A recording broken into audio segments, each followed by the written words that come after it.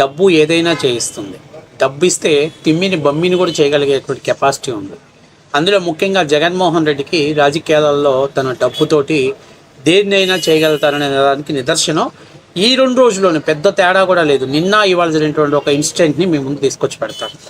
KS Prasad, మామూలుగా అందరూ ఏమంటారంటే పొలిటికల్ బ్రోకర్ ఎనాల్స్ అంటారు, అవునా? ఎందుకంటే గతంలో ఏదో తెలుగుదేశం పార్టీ తరఫున కొంచెం అప్పట్లో ఉన్నప్పుడు బాగా చెప్పేవాడు. అయితే తర్వాత వైఎస్ఆర్సీపీ పార్టీ తరఫున ఒకలా తీసుకున్న తర్వాత ఇక పూర్తి స్థాయిలో ఆ పార్టీకి భజన చేయడం మొదలుపెట్టాడు. సరే, నిన్నటిదాకా అనేకమైనటువంటి అంశాల గురించి మనందరం చూసినప్పటికీ ఎప్పుడు కూడా మనము పెద్దగా సరే ఎట్లాగో వైసీపీ వాళ్ళ స్టాండ్లో మాట్లాడుతున్నాడు. పొలిటికల్గా అతను వైసీపీ పార్టీకి ఫేవర్గా ఉంటున్నాడు. ఏదో సజ్జల రామకృష్ణారెడ్డికి ఎపిసోడ్కి 250 రూపాయలు డబ్బులు ఇస్తున్నాడు అని చెప్పేసి మనం అనుకున్నాం. నిన్నటిదాకా కూడా అదే అనుకున్నాం. ఎప్పుడైతే మన జగన్మోహన్ రెడ్డి గారు ప్రెస్ మీట్ పెట్టేసి మావి గన్ అని చెప్పాడో, అది చెప్పిన తర్వాత మొట్టమొదటిసారిగా సోషల్ మీడియాలో పెద్ద ఎత్తున ట్రోల్ అవుతున్న తర్వాత వైసీపీ తరఫున ఆయన ఫేవర్గా మాట్లాడుతున్న వాళ్ళల్లో ముఖ్యంగా మన జగన్మోహన్ రెడ్డి గారికి ఫేవర్గా మాట్లాడుతున్న ఈ బ్రోకర్ గాడు వైసీపీ ఛానల్స్లోనే వెళ్ళి ఆ స్క్రిప్ట్ రాసిన తన్నాలి. వాడు అంటే తెలుగుదేశం పార్టీ వాళ్ళ దగ్గర అమ్ముడుపోయాడు. మావి గన్ ఏంట్రా బాబు, ప్రెస్ మీట్ పెడితే మా గుండెల్లో రైళ్లు పరిగెడుతున్నాయి, అది ఇది అని చెప్పేసి మొత్తం వాడు అక్కుస అనేకమైనటువంటి ఛానల్స్లో, ఆ పాషా ఛానల్లో మాట్లాడాడు. ఇక 2-3 యూట్యూబ్ ఛానల్స్లో వాడు అన్నింటిలో మాట్లాడాడు. నా దగ్గర ఆ వీడియోలు ఉన్నాయి, మీరందరూ సోషల్ మీడియాలో చక్కర్లు కొడుతున్నాయి. కానీ ఈరోజు మనోడు పేమెంట్ 250 నుంచి 500 పెంచేశారు. ఇక మనోడు భజన చేయటం మొదలుపెట్టాడు. ఇప్పుడు ఏమంటున్నాడు, మా వీగన్ అనేది ఒక అద్భుతమైనటువంటిది. అసలు జగన్మోహన్ రెడ్డి గారి ఈ ఒక లైన్ ఎక్స్ప్లెయిన్ చేయకపోవటం వల్ల నేను మిస్యూజ్ అయ్యాను. ఒకసారి వాడి భజన చూద్దాం. మీ అందరికీ అర్థమైంది. ఆంధ్రప్రదేశ్ ప్రజలు ఇప్పుడు వీడిని చూస్తే ఊసరవల్లి కూడా వీడిని చూస్తే ఉచ్చబోసుకొని భయపడిపోయింది. ఎందుకంటే ఇంత దారుణంగా ఎవరు రంగులు మార్చాలి. నిన్ననే కదా నా దగ్గర వీడియోలు ఉన్నాయి, సోషల్ మీడియాలో వీడియోలు ఉన్నాయి. నిన్ననే వాడు అప్పటికప్పటికే ప్లేట్ ఫిరాయించేశాడు. సరే, ఇప్పుడు మనోడు సాక్షి మనకి ఈశ్వర్ దాంట్లో మనోడు చేస్తున్నటువంటి భజన చూద్దాం ఒకసారి. తస్మత్ జాగ్రత్త, ఆంధ్రప్రదేశ్ ప్రజలు కూడా చాలా జాగ్రత్తగా ఉండాలి అలాంటి బ్రోకర్లతో. మీరు ట్రోలింగ్ చూస్తున్నారా? జగన్మోహన్ రెడ్డి గారు మావిగన్ అన్న తర్వాత మొదలైన social media, TDP social media ప్రత్యేకించి సార్ మరి ఇది నేను ఏమంటున్నానంటే, ఇది నిజంగా ప్రజల్లో ఈ అభివృద్ధి ప్రణాళిక ఆధారంగా చర్చ జరుగుతుందా, ఈ విధంగా ట్రోలింగ్తోనే ముగుస్తుందా అని నేను అంటుంది అదే సార్. ఇప్పుడు యాక్చువల్ కాన్సెప్ట్ అన్నది ఒకటి ఉంటుంది. ఈ కాన్సెప్ట్ని ప్రజల్లోకి పెనట్రేట్ చేయడం అనేది చాలా ఇంపార్టెంట్. చంద్రబాబు నాయుడు గారి దగ్గర ఉన్న స్ట్రాటజీ ఏంటంటే, లేనిది ఉన్నట్టుగా అద్భుతాలు సృష్టించడంలో, అబద్ధాలు చెప్పడంలో దిట్ట. అబద్ధం అనే ఆయుధం అతని టెండర్ సర్కిల్ అంతటికీ ఇవ్వగలుగుతాడు. ఇతను నిజాన్ని కన్విన్స్ చేయడానికి it takes his own course of time. ఇవాళ మీరు ఇందాక డయాగ్రామ్ వేశారు వెనక్కి వెళ్తే, దట్స్ యువర్ ఓన్ విజువలైజేషన్. అలా నేను ఈ అమరావతి సంబంధించిన దాంట్లో క్యాపిటల్ ఆరిజిన్ కనుక క్రియేట్ అయితే అన్నది నా ఓన్ క్రియేషన్. బట్ ఇందులో కనుక ఒక స్ట్రైట్ లైన్ జగన్మోహన్ రెడ్డి గారే కనుక ఎక్స్ప్లెయిన్ చేసి ఉండుంటే it would have been a beautiful wonder. ఒక 2 సంవత్సరాల నుంచి వీళ్ళకి వేసిన ట్రాప్, సిగ్గు లేకుండా పార్లమెంట్కి వెళ్ళి బిల్లు ఎడతారా ప్లీజ్? ఒక స్టేట్ చీఫ్ మినిస్టర్ కొన్న డిస్క్రిప్షన్ని తోలనాడుకుని వాళ్ళు వెళ్ళి ఎర్రమాలో కల్లాగా బిల్లు పెట్టి శాశ్వత రాజధాని పండగ చేయించి నేను చంద్రబాబు గారితో సాష్టాంగ దండం చూరిప్పించి దండం పెట్టిస్తే నాకు నవ్వాలో ఏడవాలో అర్థం కాలేదు. ఎందుకు సార్ ఆ మనిషి అంత మంచి పెద్ద మనిషి పరువు తీస్తున్నారు మీరని మీరు ఆలోచించండి లాజిక్గా. ఇక్కడ ఏర్పడిన జార్ఖండ్కి కానీ ఉత్తరాఖండ్కి కానీ 33 రాష్ట్రాలు ఇంక్లూడింగ్ కేంద్రపాలిత ప్రాంతాలతో వాళ్ళ క్యాపిటల్ వాళ్ళు డిసైడ్ చేసుకుంటే మనమేం సార్ ఏమైనా అంటరాని వాళ్ళ ఇంత వివక్ష ఆంధ్రప్రదేశ్ అంటే. నేను చూస్తారు కదా, మావి గన్లో లైన్లో ఒక ట్రాప్లోకి వచ్చేసాడు. ఎందుకంటే వీడికి ఎప్పుడు ఎపిసోడ్ నుంచి 500 రూపాయలు. ఇక్కడ చాలా బాధాకరమైన విషయం ఏంటంటే, చంద్రబాబు నాయుడు గారు రాజధాని కోసం కేంద్రం దగ్గర చేతులు దాపాడు అనేది వీడు మాట్లాడుతున్న మాట. 33 రాష్ట్రాలు ఎవరికి కావాల్సినటువంటి వాళ్ళ క్యాపిటల్ని వాళ్ళు సెలెక్ట్ చేసుకున్నారు. మరి ఆంధ్రప్రదేశ్ క్యాపిటల్ ఎవరు సెలెక్ట్ చేశారా? మనమే సెలెక్ట్ చేసుకున్నాం.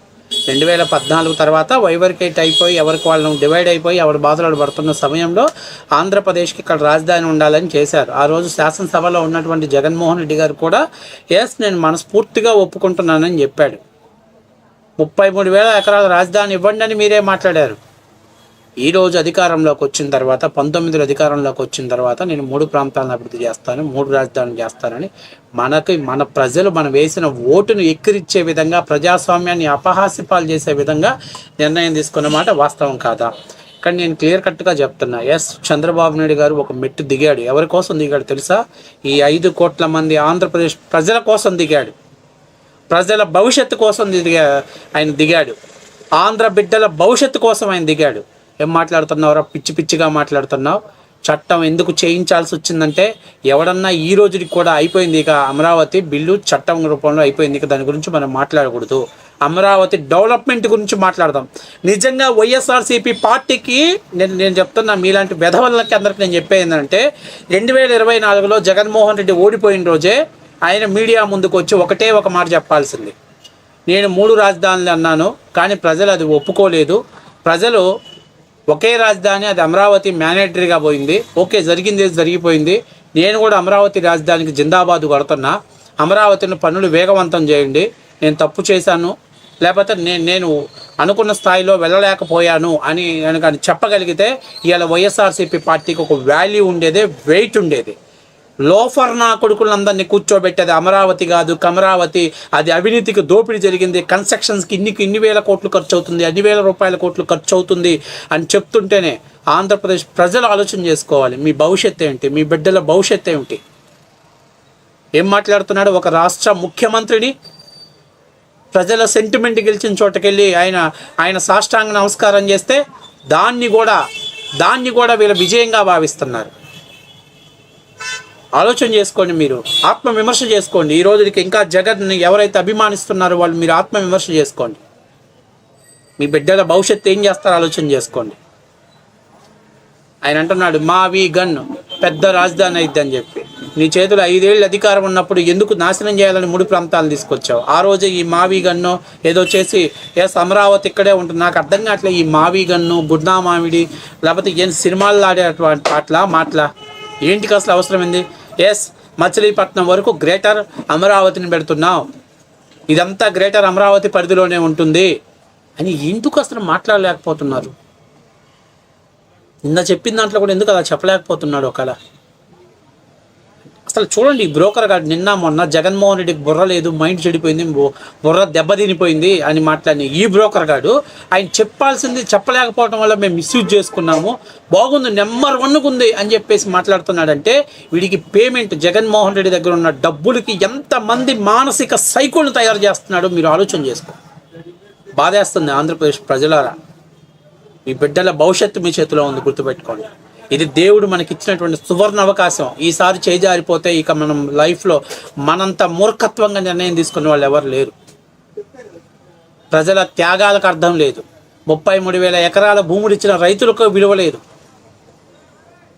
మీరు ఆలోచన చేసుకోండి.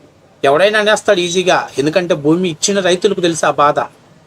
సెంటు ల్యాండ్ ఇవ్వని కాలువ కట్టాలయ్యా ఇది అన్నవాడికి మురికి కాలువ పోవటానికి కూడా 6 అంగుళం భూమి ఇవ్వని ముండా నాకుడు కూడా మీడియా ముందుకు వచ్చి మాట్లాడతాడు. నోట్లో మాటలే కదా, ఫ్రీగా వస్తాయి, మాట్లాడతాం.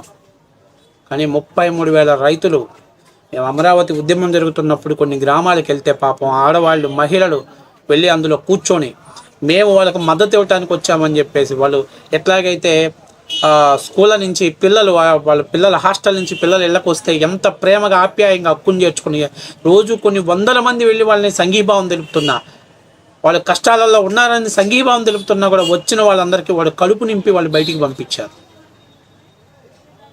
అలాంటి మహిళల చేత 1631 రోజులు కన్నీళ్లు పెట్టించింది దుర్మార్గమైనటువంటి ప్రభుత్వం అది. ఇలాంటి మానసిక సైకోలకు డబ్బులు ఇచ్చి విష ప్రచారం చేయిస్తున్నాడు, గుర్తుపెట్టుకోండి. అభం శుభం తెలియనటువంటి రైతులు ఏం తప్పేంటి? రైతులు కోటేశ్వరులు అవ్వకూడదా? రైతులు ధనవంతులుగా మారకూడదా? ఇంకాకెవడో నిన్న 3 టీవీలో వేశాడు, ఇది రాష్ట్రానికి ఇది ముండమోసిన టీవీ ఛానల్. అమరావతి ప్రాంతంలో ఒక ఇంటి దగ్గర బోర్డు పెట్టారంట. ఏమని పెట్టారు?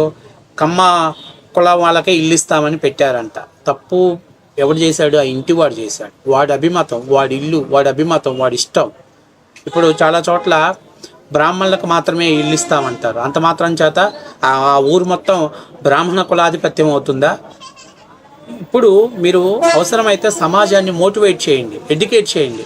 ఎక్కడ దాన్నో తీసుకొచ్చి ఆంధ్రప్రదేశ్ అంటగట్టి, అమరావతిని అంటగట్టి తప్పుడు ప్రచారాలు చేసేవాళ్ళు మీరు ఆలోచన ఆత్మవిమర్శ చేసుకుని ఈ రోజుకి కూడా జగన్మోహన్ రెడ్డి యొక్క ఆలోచన, వైసీపీ యొక్క బ్యాచ్ ఆలోచన. నిన్న రేణుకా చౌదరి గారు అంటే చాలా బాధపడ్డారు. కానీ వాస్తవానికి పాపం భూములిచ్చిన పాపానికి 1631 రోజులు అమరావతి మహిళలు బాధపడ్డారు పాపం. ఏ రోజున ఎవరన్నా జాలి చూపించారా వాళ్ళకి? ఎవరన్నా చూపించారా? వాళ్ళ ఆస్తులు తాకట్టు పెట్టుకున్నారు, పిల్లల చదువుల కోసం పెట్టుకున్న పొలాలు. పిల్లలు అమెరికా పోతే ఒప్పుకోమంటారు, వాళ్ళు ఏదైనా కార్లు, లగ్జరీ కార్లు కొనుక్కుంటే ఒప్పుకోమంటారు. నాకు అర్థం కావట్లా. ఏమి ఎవడన్నా దోచుకొని వచ్చారా? జగన్మోహన్ రెడ్డి లాగా సూట్ కేసులు, షెల్ కంపెనీలు పెట్టుకున్నారా? Be careful. మన బిడ్డల భవిష్యత్తు మన చేతుల్లో ఉంది. ఇలాంటి బొకడాగాల మాటలు విని మన పిల్లల ఫ్యూచర్ని నాశనం చేసుకోవద్దు, అది గుర్తుపెట్టుకోవాలి. ఎందుకంటే ఈ వీడియో నేను చేయటానికి కూడా ముఖ్య కారణం ఏంటంటే ఎలా ప్లేట్ ఫిరాయించేశాడో, జగన్మోహన్ రెడ్డి డబ్బు ఎంత ప్రభావితం చేస్తుందో చూపించడం కోసమే నేను ఈ వీడియో మీతో షేర్ చేసుకున్నా.